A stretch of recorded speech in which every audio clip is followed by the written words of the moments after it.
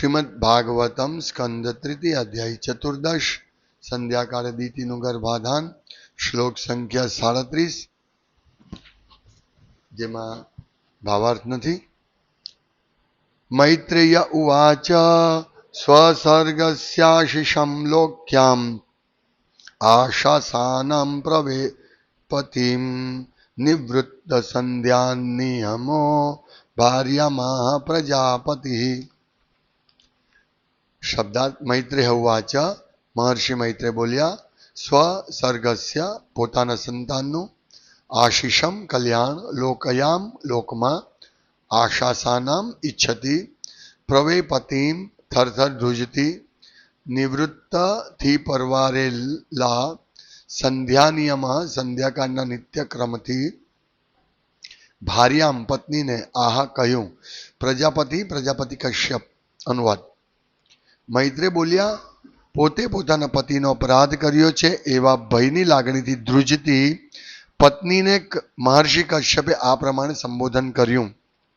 તે જાણતી હતી કે સંધ્યાકાળે કરવાના સંધ્યાવંદનના નિત્યક્રમથી તેઓને વિમુખ કરાયા હતા, છતાં પોતાના બાળકોનું કલ્યાણ થાય તેમ તે ઈચ્છતી હતી. શ્લોક સંખ્યા 38. શબ્દાર્થ અનુવાદ ભાવાર્થ ભક્તિવેદાંત સ્વામી પ્રભુપાદ દ્વારા. કશ્યપ ઉવાચ અપ્રાયત્યાદાત્મનસ્તે દોષાન મૌહૂર્તિકાદુત મન્નિદેશાતિચારેણ દેવાનામ ચાતિ હેલનાથ. શબ્દાર્થ. કશ્યપ ઉવાચ. વિદ્વાન બ્રાહ્મણ કશ્યપે કહ્યું, અપ્રાયત્યાદ અપવિત્રતાને લીધે, આત્મનઃ મનની, તે તારા, દોષાત દોષને લીધે, મૌહૂર્તિકાત સમય અનુસાર,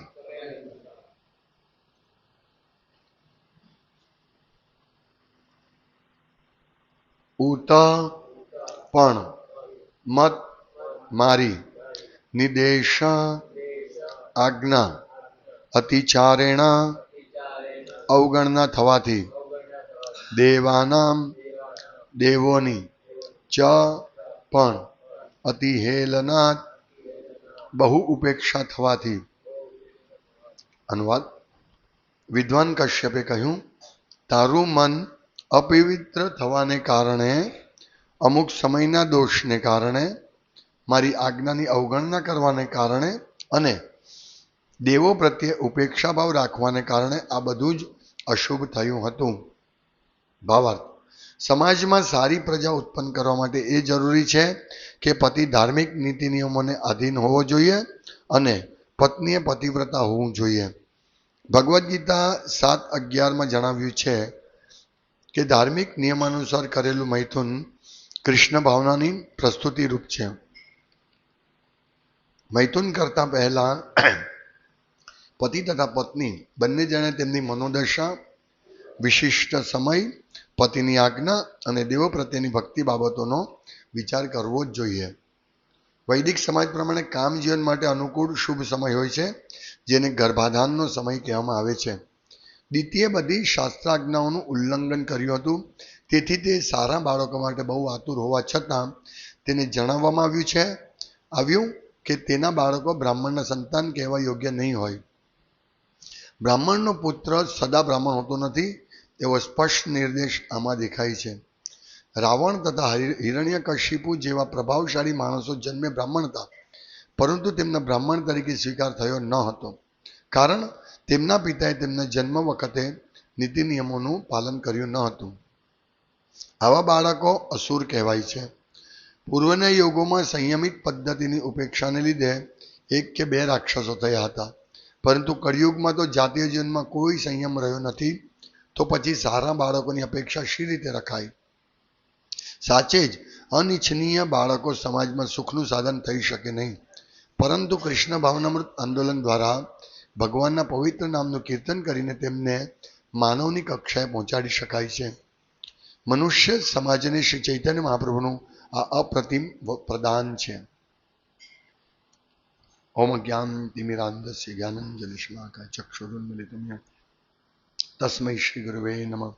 श्रीचैतन्यमनोभीष्टं स्थापितं येन भूतले स्वयं रूपकदां मह्यं ददाति सुपदान्तिकं वन्द्यं श्रीगुरु श्रीयुतपदकमलं श्रीगुरुं वैष्णवं श्रीरूपं साग्रजातं सहगण रघुनाथान्वितं तं सजीवं साद्वैतं सावधूतं परिजनसहितं कृष्ण चैतन्य देवं श्री राधा कृष्ण पादान् सहगण ललिता श्री शतान्तं हे कृष्ण करुणा सिंधु दीनबंधो जगतपति गोपेश गोपिका कांत राधा भक्त कांचन गौरांगी राधे वृंदावनेश्वरी वृषभानु सुते देवी प्रणमामि हरि प्रिय वाञ्छाकल्पतरुभ्यश्च कृपा सिंधु देवभ्यो नमो नमः।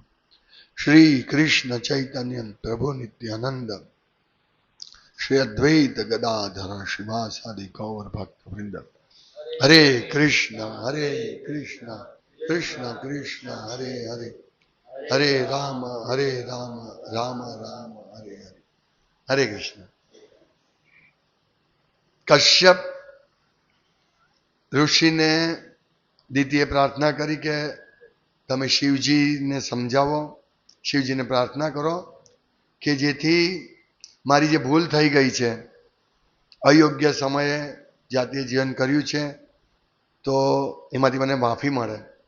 તો અહીંયા કશ્યપ ઋષિ કહે છે, આ આજનો શ્લોક 4 વસ્તુ કહે છે કશ્યપ ઋષિ. અપ્રાયત્યાદાત્મનસ્તે આત્મનસ્તે. અપ્રાયત મીન્સ અપવિત્ર મનને કારણે. પહેલું વસ્તુ અપવિત્ર મન. દેન દોષાન મુહૂર્તિ. મુહૂર્ત દોષ, સમયનો દોષ, અમુક સમયના દોષને કારણે. મત મનની દેશાતિચારેણ. અતિચારણ અવગણના કરી, મારા આદેશની, પતિના આદેશની અવગણના કરી. અને દેવાના જાતિ હેલના, અને દેવોની પણ અવહેલના કરી. આ 4 વસ્તુ કરી. મન, ટાઈમ, પતિની આજ્ઞા મીન્સ વડીલની આજ્ઞા, અને દેવતાઓની. આ 4 વસ્તુ જોવી જોઈએ. ભગવાન ભગવદ્ ગીતામાં જે કહે છે કે ધર્મ વિરુદ્ધ કામોસ્મી, કે ધર્મ વિરુદ્ધ જે કામ વાસના છે તે હું છું. મીન્સ આ 4 વસ્તુનું ધ્યાન રાખવું છે. ભાગવતમ દરેક માટે છે. એટલે વ્યક્તિ મેરેજ કરે એ પહેલા ભાગવતમ વાંચવું જોઈએ. આપણે બધા ઈચ્છીએ છીએ કે મારો દીકરો રામ જેવો બને, હે ને, કૃષ્ણ જેવો લાલો બને, હે ને. આપણે દરેક ઈચ્છીએ છીએ, પણ શું કરીએ છીએ એના માટે, એ મહત્વનું છે.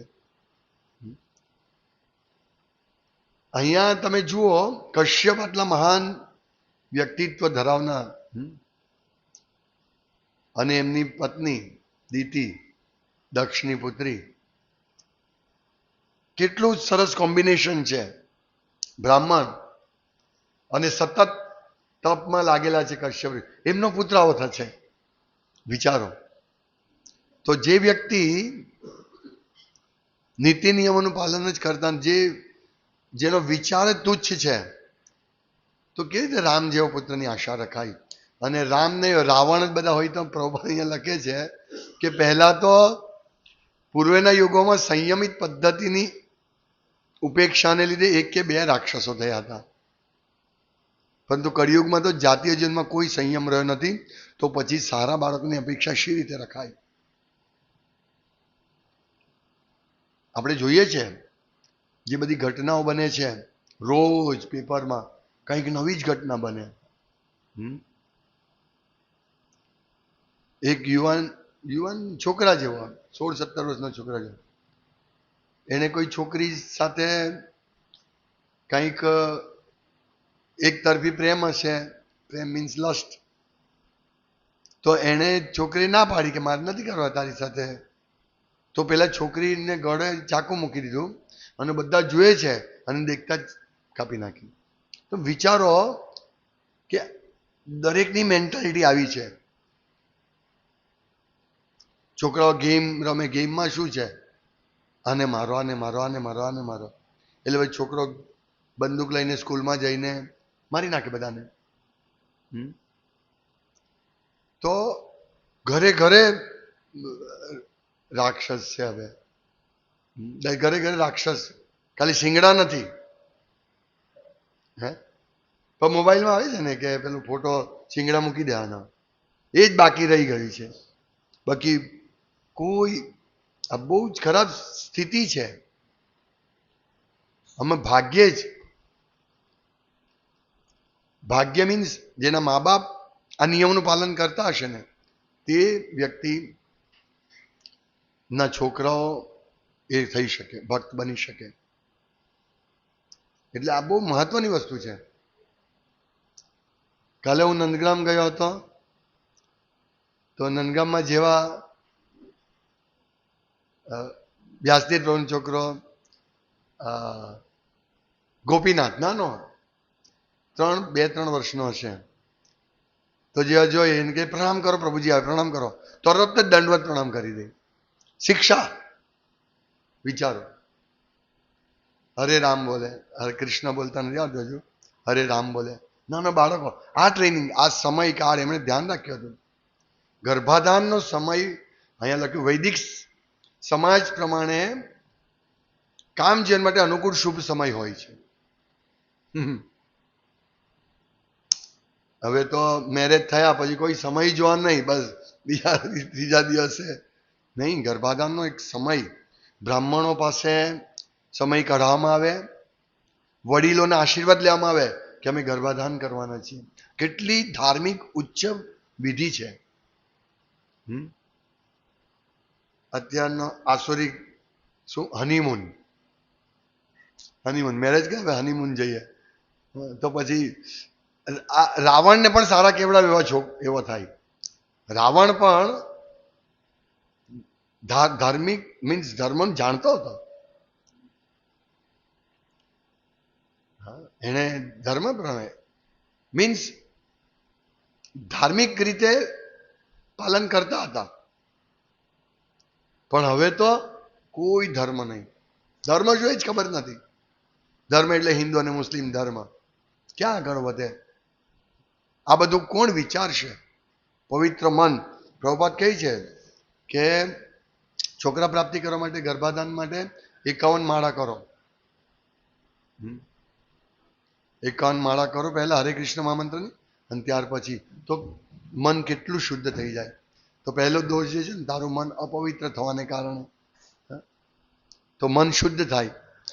અમુક સમય દોષને કારણે સંધ્યા સાચવાની, અને જે વૈદિક નિયમ પ્રમાણે અમુક સમયે મહિનામાં સ્ત્રીના એના પછી અમુક સમયે હોય, તે સમયે ઉત્તમ સમય છે. તો બધું જોવું પડે, અને પતિની આજ્ઞા લઈને,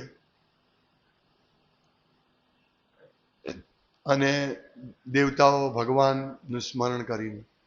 કેટલી સરસ પદ્ધતિ છે આ. આટલું જોવાથી, જો આટલું આપણે વિચારીએ તો આપણું મન થાય યસ, આવા પુત્ર હોવા છે.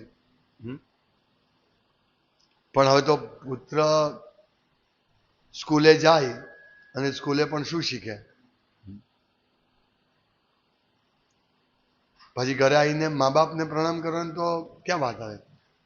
નાના છોકરાઓ તમે જુઓ, મંદિરે પણ આવતા હોય તો કોઈ મા બાપ કહે નહીં કે અહીંયા પ્રણામ કરો, આમ કરો, તેમ કરો.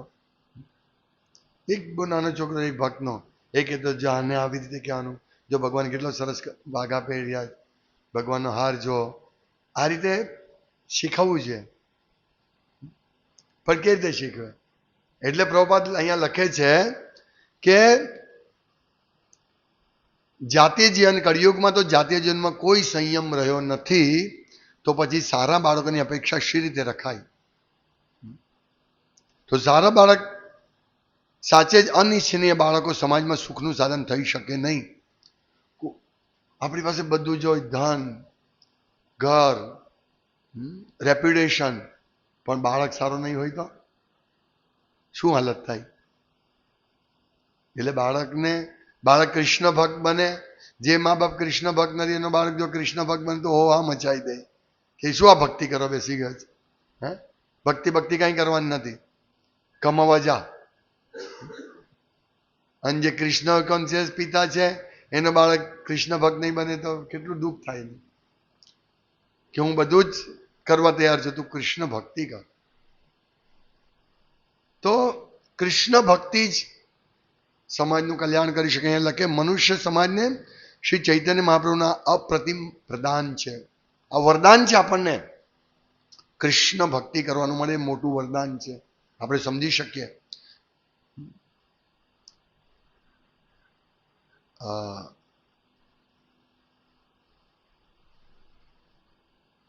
કૃષ્ણ ભક્તો એ જ દેવતાનો ગુણો ધરાવી શકે અથવા એનામાં આવી શકે, ડેવલપ થઈ શકે. હરાવ ભક્તસ્ય કુતો મહદ ગુણા.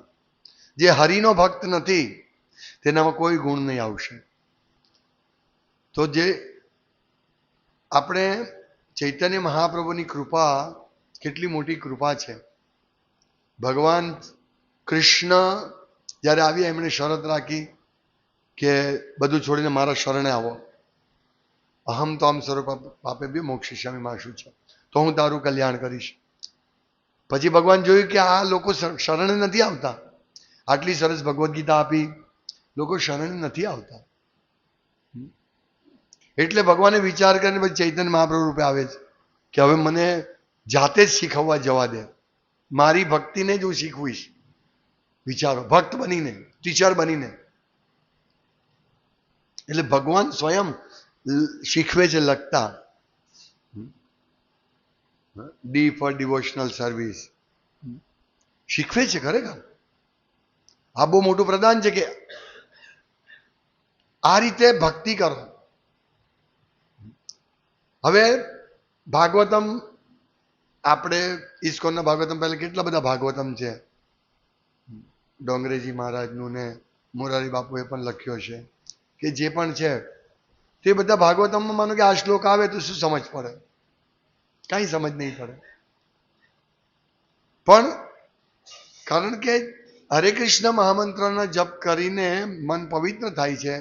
તે પવિત્ર મનથી યેશામ તો અંતગતમ પાપમ જનનમ પુણ્ય કર્માણમ. એ પવિત્ર મન થાય પછી આ બધી બુદ્ધિ આવે કે બેસીને આ શિક્ષા લેવી છે. બોલો હવે શું શિક્ષા છે? નિયમો બતાવો. એટલે આ જે નિયમો છે, પહેલા તો હરે કૃષ્ણ મહામંત્રનો જપ કરો, સૌથી પહેલો નિયમ. સ્મરણ કરો ભગવાનનું. સતતમ સ્મર્તવ્ય વિષ્ણુ ન સ્મર્તવ્ય જાતુચી. સતત બે એ તે વિધિ નિષેધીઓ. આજે બે વિધિ અને નિષેધ છે. શું? કે સતત કૃષ્ણનું, વિષ્ણુનું સ્મરણ કરો. અને નિષેધ શું છે? કદી પણ વિષ્ણુને વિસ્મરણ નહીં કરો. આ બે વસ્તુ આખા શાસ્ત્રનો સાર છે. એ કોણે શીખ્યા? આપણે ચૈતન્ય મહાપ્રભુએ. કારણ કે કૃષ્ણનું સ્મરણ કેવી રીતે કરવું? કંઈક પદ્ધતિ જોઈએ ને. આપણે કોઈક અમે આ સંસ્થા સાથે જોડાયેલા છે, ઓકે, સંસ્થા તમને શું કહે છે, શું કરવાનું કહે છે, નિયમ કોઈ આપે? ના ના, તમારે જે કરવું એ કરો, તમારી ઈચ્છા થઈ તે કરો. આ થોડું ચાલે. અહીંયા કોઈ આવી ગયા, આવો અમારા સેન્ટર પર આવો, પછી અહીંયા આવે ને શું કરવાનું? શું તમને જે ફાય કરો? નહીં, પદ્ધતિ આપવી પડે. સવારે આવો, મંગળા આરતી ભાગ લો, પ્રવચન સાંભળો, તુલસી આરતી કરો, પ્રવચન સાંભળો, દર્શન કરો, જપ કરો, પ્રસાદ લો ને જાઓ. કેટલી સરસ સિસ્ટમ આપી. આ સિસ્ટમ છે, આપવું પડે. નહીતર પછી બહુ ભયંકર ઉત્પાત થાય. કોઈક મૂર્ખ વ્યક્તિ કાંઈક બી લઈ આવે અને પછી એ સમજે કે હું તો બહુ ધાર્મિક છું, અને એ જો પ્રચાર કરે લોકોને એવો, તો કેટલા લોકો એની ઝપટમાં આવી જાય, એ બધાનું સત્યાનાશ થઈ જાય. એટલે ભગવાન કહે છે કે આજે સિદ્ધાંતોનો જે પ્રચાર કરે છે, ભગવદ્ ગીતાનો પ્રચાર કરે છે, એ મને બહુ પ્રિય છે. Bhagavad Gita as it is, જેવું મેં કહ્યું છે તેવું પ્રચાર કરો. એવો પ્રચાર કરે કે કૃષ્ણ કોઈ ભગવાન નથી. એવું કેવી રીતે બની શકે કે 16,108 રાણી કૃષ્ણને? એ બધી વાત ખોટી છે. એ તો આ બધી આપણા શરીરમાં 16,000 નસ હોય અને એમાં એવું બધા સિદ્ધાંત લાવે છે. બોલો, ભગવદ ગીતા ભગવાન કઈ, ભગવાન વિચારે ભાઈ મેં ક્યાં આવું કહ્યું છે? ખરેખર વિચારને ભગવાન શું કહે? હું કહું ભરતચંદ્ર પ્રચાર કરો કૃષ્ણ ભગવાન છે, તો ભરતચંદ્ર કે ભાઈ મને ખબર નથી કોણ ભગવાન છે. તે થોડું ચાલ, તમને મેં કહ્યું તો ખરું કૃષ્ણ ભગવાન છે, પ્રચાર કેમ નથી કરતા? સિમ્પલ વસ્તુ છે. તો ભગવાન જુએ ભગવદ્ ગીતા, મારી ભગવદ્ ગીતા, મેં જે ભગવદ્ ગીતા બોલી આટલો હું વિશેષ આવ્યો. એક તો હું બ્રહ્માજીને એક દિવસમાં એક વાર આવું છું. તમે વિચારો ભગવાન શું વિચારે? એક દિવસ આવ્યો, એમાં પણ મેં આટલું સરસ આપ્યું, મેં મારી લીલા કરી અને છેલ્લે આખો સાર આપી દીધો કે હવે હું જાઉં છું પણ આ ભગવદ્ ગીતા તમે વાંચજો.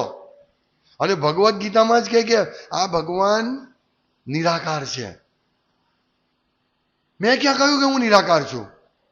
ઉલટાનું મેં તો એમ કહ્યું કે બ્રહ્મણો હિ પ્રતિષ્ઠામ, હું નિરાકાર બ્રહ્મનો આધાર હું છું. મારા શરીરમાંથી નીકળે છે એ જે નિરાકાર બ્રહ્મ તું કહે છે તે. બ્રહ્મેથી પરમાત્મેથી ભગવાનથી શબ્દતે.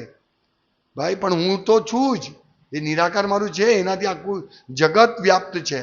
બ્રહ્મજ્યોતિને કારણે આખું જગત છે. પણ તું આગળ તો વિચાર, ભગવાન કહે ને તો વિચાર. ભગવાન કેટલા નારાજ થાય કે મેં કહ્યું એમ પ્રચાર કર ને. અને શું થાય પછી? નહીં એવું કરે તો આવું થાય હાલત. પ્રાર્થના કરવી પડે, અને પ્રાર્થના કરવાથી પણ એ રિટર્ન થોડું થાય. ખૂન કરી નાખ્યું, મર્ડર કર્યું, સાહેબ ભૂલથી થઈ ગયું. જે લોકોએ પણ આ કોઈ બળાત્કાર કર્યો હોય, ખૂન કર્યો હોય, ચોરી કરી હોય, પછી જો પકડાય નહીં, પકડાતા પહેલા જ એનું મન કે આ બહુ ખરાબ થઈ ગયું, મારાથી ભૂલ થઈ ગઈ. હા, ભૂલ થઈ ગઈ. વિચારો, મોટા ભાગના લોકો પછી જે રીઢા ગુનાગાર તો પશુ વાળા, પણ મોટા ભાગના અમારી ભૂલ થઈ ગઈ. તમે જેલમાં જાઓ અને પૂછજો, મોટા ભાગના કહે છે કે ભૂલ થઈ ગઈ. ને આપણે પણ જોઈએ ઘણી વાર આપણને ગુસ્સો આવી જાય ને કંઈ આપણે એવું કાર્ય કરી દઈએ, કંઈ ફેંકી દીધું, ઘણી વાર બહુ ઝઘડો થઈને મોબાઈલ ફેંકી દીધો, પછી કાચ તૂટી જાય ને છૂટો પડી જાય. અરે બાપ રે બાપ, 10,000 રૂપિયાનો ગુસ્સો મારો, હે ને? એટલે થઈ જાય. તો કંઈ પણ કરતા પહેલા, કંઈ પણ બોલતા પહેલા સિસ્ટમ જુઓ કે ભાઈ મારે આ બોલવું જોઈએ કે નહીં, ભગવાને કહ્યું જ કે નહીં. પણ પહેલા તો એ લોકોને વિશ્વાસ જ નહીં હોય. આ ભગવદ્ ગીતા કોણ કે ભગવાન કહી છે? પણ ભગવાને ભગવદ્ ગીતા કહી છે, પણ ભગવાને એ પણ કહ્યું કે 16,108 રાણી સાથે મેરેજ કરાય. એવું કેવી રીતે પોસિબલ બને? પાછો એવો પ્રશ્ન કરે. અને બીજો એ લોકોનો સૌથી મૂળભૂત પ્રશ્ન કે ભાઈ કૃષ્ણ જો એક આપણે વિચારીએ કે કૃષ્ણનું રૂપ છે તે લિમિટેડ થઈ જાય. એ મૂર્ખ એમ સમજે કે મારું લિમિટેડ છે, હું અહીંયા છું એટલે નીચે હું નથી, એટલે મારું લિમિટેડ છે, એટલે કૃષ્ણનું પણ લિમિટેડ. એને ખબર નથી કે કૃષ્ણનું રૂપ અનલિમિટેડ છે. જ્યારે જરૂર પડે ત્યારે આટલા નાનો બાળક બાંધાઈ જાય ભગવાન. એ ભગવાનની કૃપા છે કે દોરડાથી બંધાય. વિશ્વરૂપને કોણ બાંધી શકે? હવે તમને કે વિશ્વરૂપની પૂજા કરો તો ક્યાંથી કપડું લાવશું એટલું મોટું? ભગવાનની ધોતી કેવી રીતે બનાવશું? ભગવાનના અહીંયાથી કેડેથી એના નીચેની પાની સુધી જે અધોલોક રહ્યા છે, ભૂલોક, અતલ, વિતલ, સુતલ, તલાતલ, મહાતલ, રસાતલ, તો આ બધા ભગવાનની કમરથી માંડીને નીચે સુધી છે. તો તમે વિચારો કેટલું મોટું ધોતિયું જોઈએ ભગવાન માટે, કેટલું મોટું પિતાંબર જોઈએ ભગવાન શણગાર કરવો હોય તો. શક્ય છે? એટલે ભગવાન કે ભાઈ તું રહેવા દે, આ તારાથી શક્ય નહીં થાય, હું આ રૂપમાં આવ્યો છું, હું આ અર્ચા વિગ્રહના રૂપમાં આવ્યો છું, મને પહેરાવ. કેટલો મોટો હાર જોઈએ કે બ્રહ્માંડમાંથી ફૂલ લાવવા પડે તો એ હાર બને વિશ્વરૂપને પહેરાવવા માંડે. તો ભગવાન દયા કરી કે ચાલો ઠીક છે, હું આ રૂપમાં આવ્યો છું. ના ના, એટલે ભગવાનને જયારે આપણે ભગવાનનું કે કેટલી સાઈઝના ભગવાન, ત્યારે આમ કેવું પડે, હાથ આમ રાખવો પડે. આપણે આમ નહીં કહી શકીએ તમારું બાળક કેટલું છે, તમે કે આટલું છે, પણ ભગવાનને જયારે કે ભગવાનના વિગ્રહ કેટલા છે, આટલા છે, અનલિમિટેડ. લિમિટેડ નથી, અસીમિત છે ભગવાન. પણ કોણ સમજી શકે? રાવણ, કુંભકર્ણ, હિરણ્યકશિપુ નહીં સમજી શકે. એટલા માટે કૃષ્ણ ભાવનામૃત આંદોલન, એના દ્વારા ભગવાનના પવિત્ર નામનું કીર્તન કરીને તેમને બધાને માનવ કક્ષાએ પહોંચાડી શકાય. અને એના બધા જીવતા જાગતા ઉદાહરણ આપણે બધા છીએ. આપણે મનુષ્ય તો કહેવાય જ.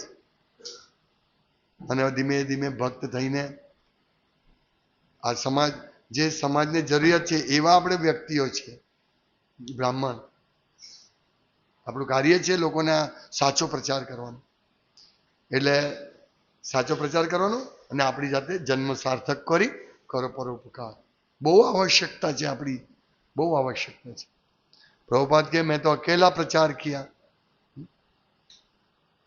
यदि सब लोग प्रचार करेंगे तो पूरा विश्व हिंदुस्तान बन जाएगा. हम छोटे से पाकिस्तान के लिए रोते हैं, पाकिस्तान पाकिस्तान पाकिस्तान કર્યા કરે બધા. પાકિસ્તાનમાં આવું ને તેવું. અરે છોડો ને, પાકિસ્તાનમાં જે થવાનું તે થાય. આપણે ખુશ છે પાકિસ્તાનમાં આ થયું તે થયું. અરે છોડો, તમે પ્રચાર કરો ભગવાનનું, પૂરા વિશ્વ હિન્દુસ્તાન હો જાયગા. પ્રભુપાદ કહે છે ને હકીકત છે. આપણી પાસે એવી તાકાત છે કે આપણે લોકોને નથી મારતા, લોકોને પાપ વૃત્તિને મારી શકીએ છીએ એમનું મશીન ગન ચલાવીને. હરે કૃષ્ણ મહામંત્રની મશીન, દાદા દાદા દાદા, હરે કૃષ્ણ દાદા દાદા દાદા, બધાના પાપ કર્મ મારી નાખીએ આપણે, હે ને? ચૈતન્યમાં આપણે આ શીખ્યું છે, આ પ્રદાન છે. તો આ શીખવા, ધીમે ધીમે આ કરવાથી પછી આપણને ખબર પડે કે ભાઈ સારા બાળક ઉત્પન્ન કરવો જોઈએ. એટલે યુવાન લોકો માટે આ ભાગવતમ યુવાન લોકો ખાસ વાંચવું છે. મેરેજ કરતા પહેલા વાંચી લેવું છે. તો બહુ આ શ્લોક કેટલો મહત્વનો છે. હરે કૃષ્ણ. શ્રીમદ ભાગવતમ કી જાય. શીલ પ્રભુપાદ કી જાય. વાંછા કલ્પતરુભ્યશ્ચ કૃપા સિંધુભ્યઃ.